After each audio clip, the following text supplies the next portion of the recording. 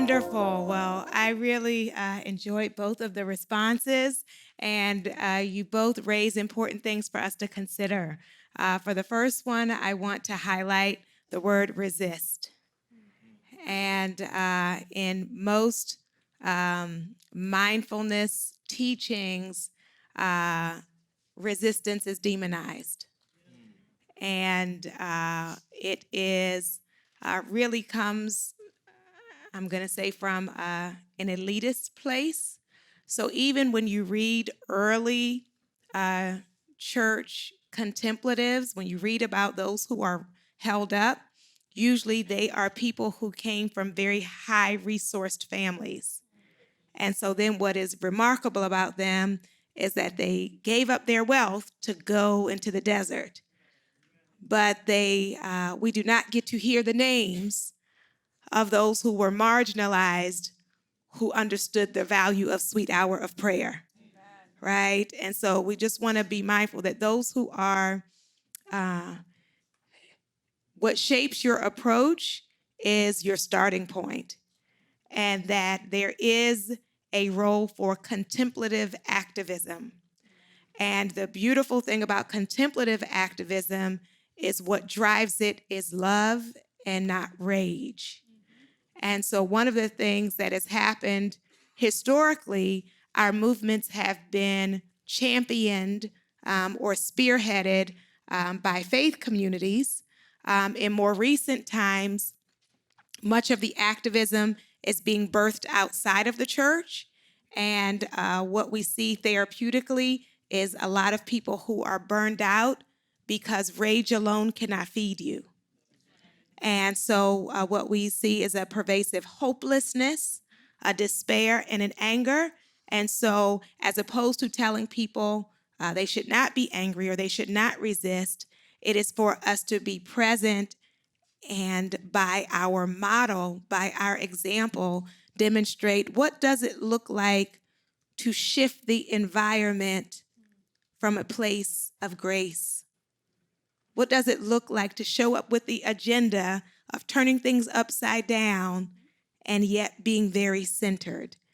And when I used to do spoken word in Boston, there was another poet who did a lot of political poetry, and he came to me one day after the coffee house, and he said, "Thema, I don't get it. Everybody loves you, and they hate me, and we're talking about the same thing."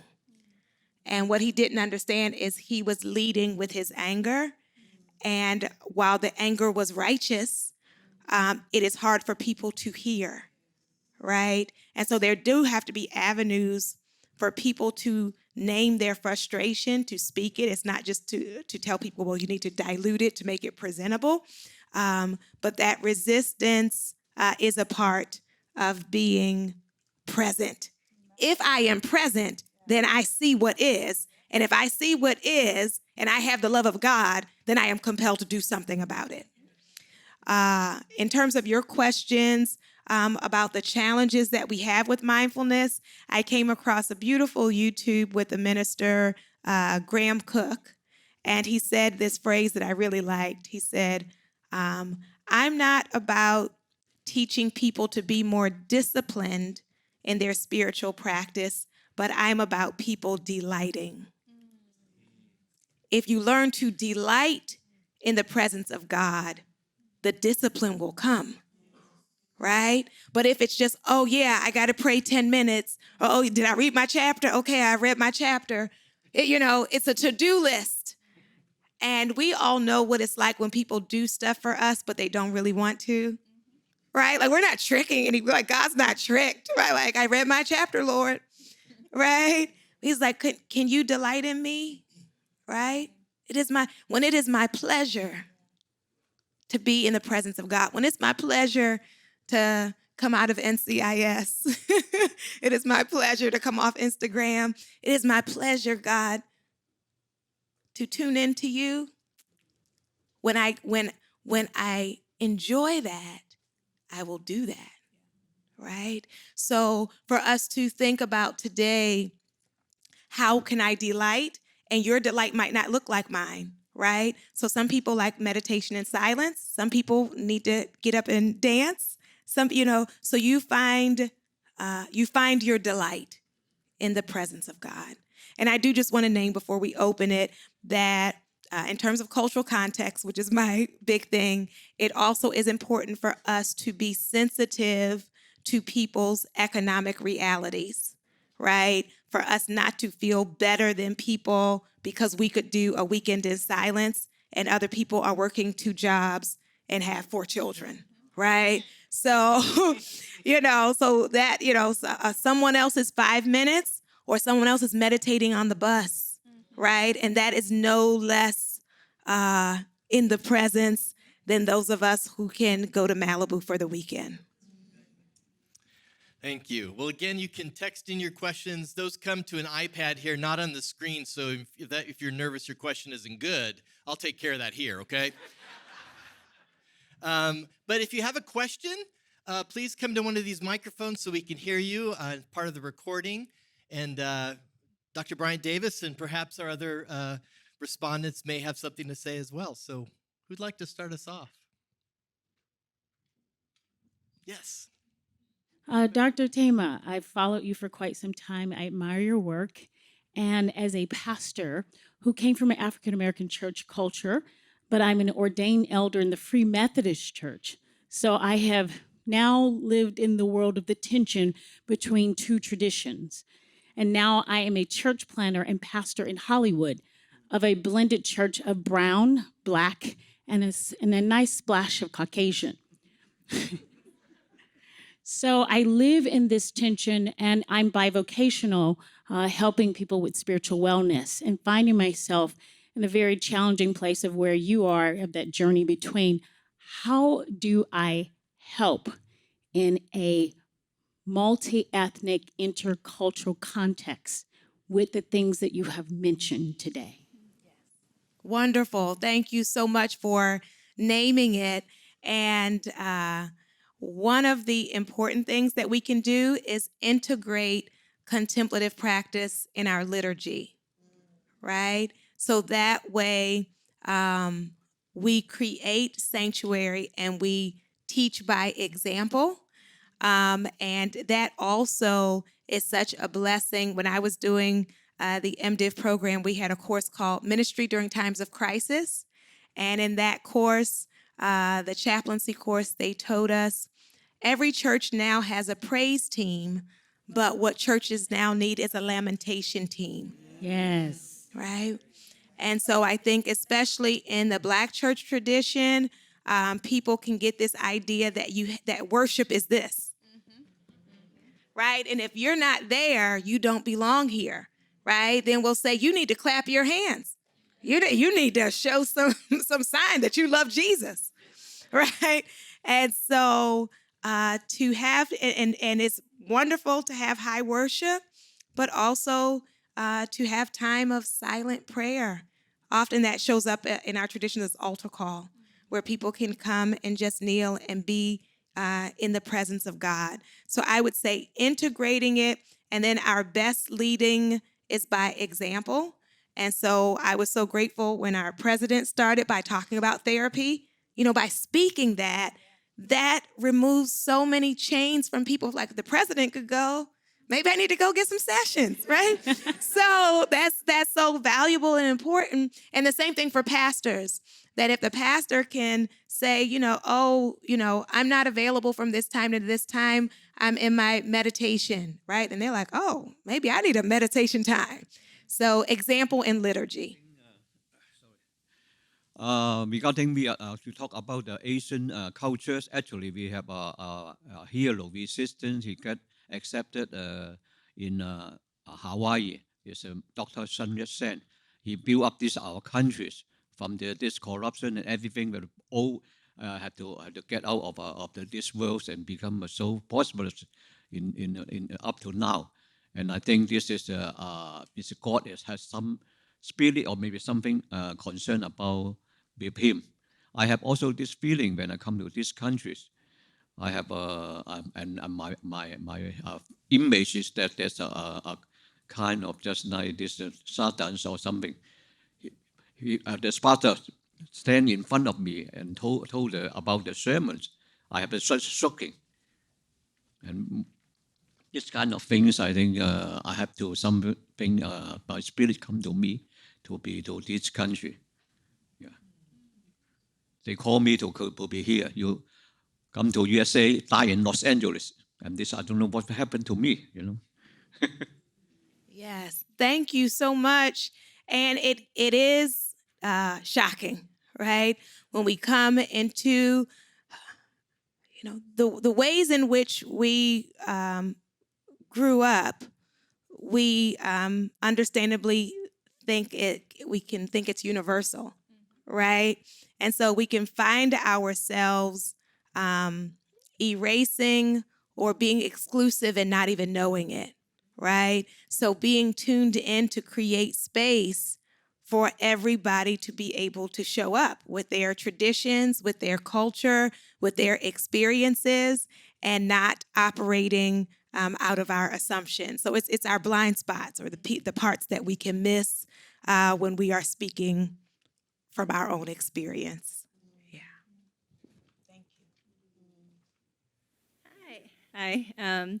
First of all, let me just say how meaningful it is to me to see not just one, but all the panelists be women of color at an event that's not specifically for women of color. So props.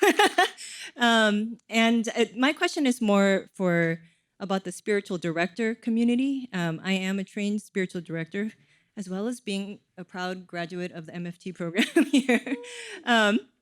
But at least my experience has been that it's been predominantly Caucasian. And while it was all my training and my continuing education with it is still very life-giving, there's always this rub, like I'm there and there's a handful of other, usually Asian American, almost no other people of color, at least in the communities I'm going to. And yet I don't want to give up what I'm learning from that, but that seems to be where all the training and the resources are that I know of. I don't know if your experience has been similar, and if you could speak to how can those of us who are in the spiritual director community help make more space. And it's not that the people who are leading those communities aren't aware of it, but I think they feel clueless, as to how to make it more accessible.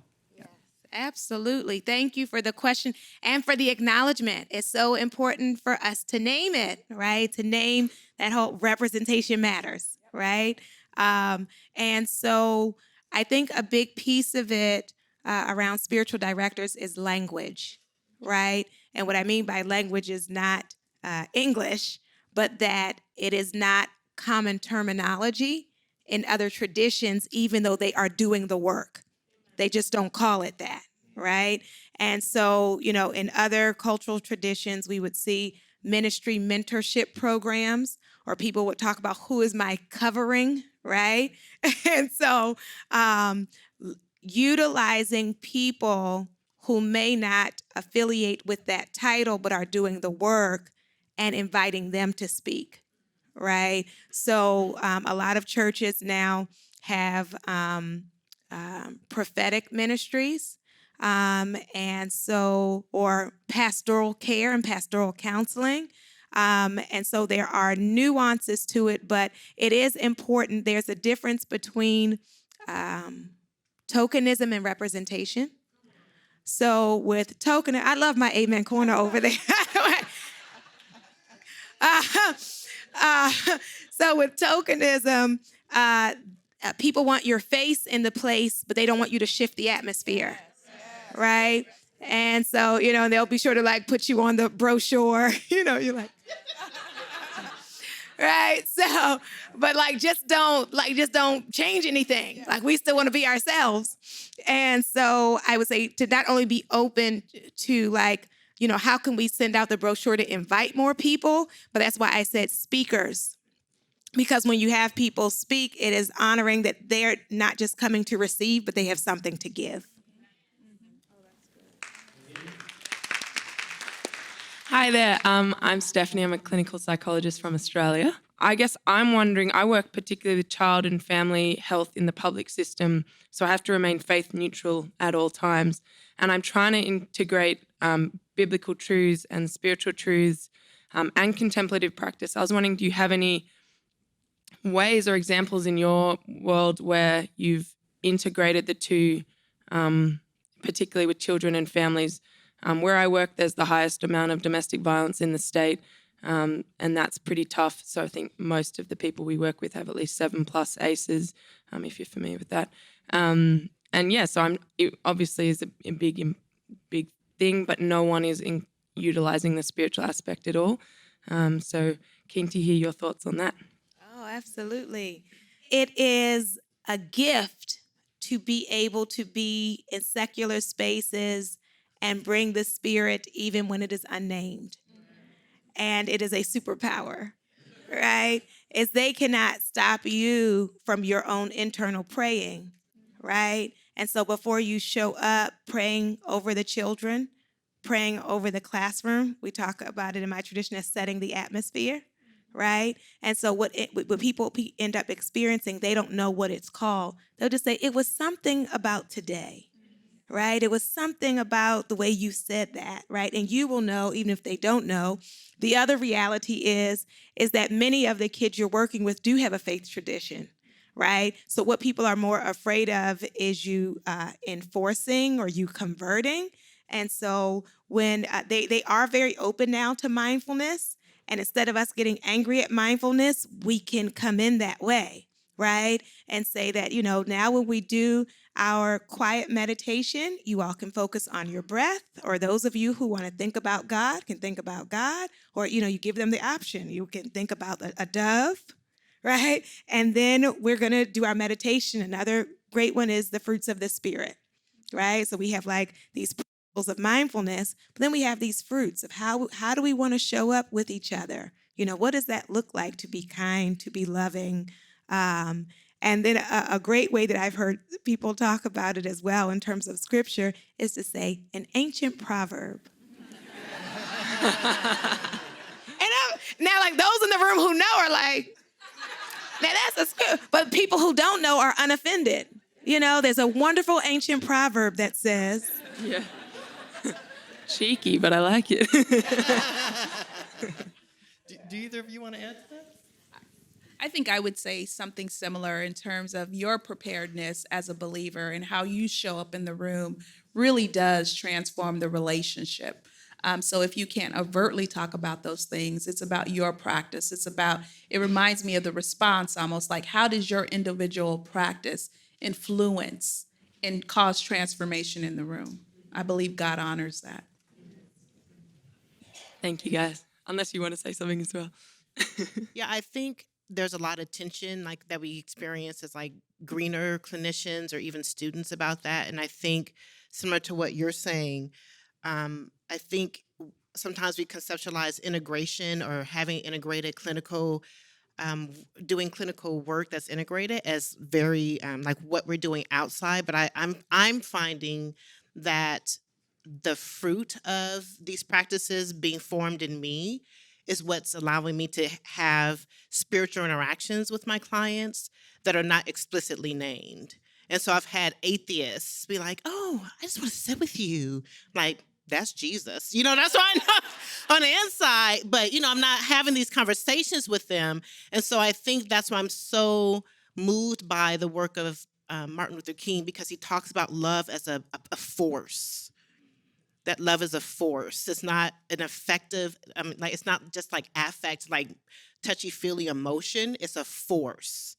And it's through these types of practices in our own spiritual disciplines that we're able to walk out and be empowered in how we interact with people. And I find that it draws people. And so I think at this stage in my training, I'm just accepting that I am integrated. Like, I'm working on my own spiritual integration as opposed to approaching spiritual integration as a product or a technique. Just working on my own process of becoming spiritually integrated as a clinician. Yes, thank you. Denette, you are warming my heart today. You did good. You did good, Dr. Strawn. I listened. That's a Fuller way right there. You want to say anything? Yeah, I want to end with giving you all this chant, and I hope you'll catch it and come with me. Silence no more, I was born to roar. Silence no more, I was born to roar. Let me hear you. Silence no more, I was born to roar. Silence no more, I was born to roar. Free up your hands for sign. Silence no more, I was born to roar. Silence no more, I was born to roar. And give yourself a hand. Let's thank everyone on the panel today.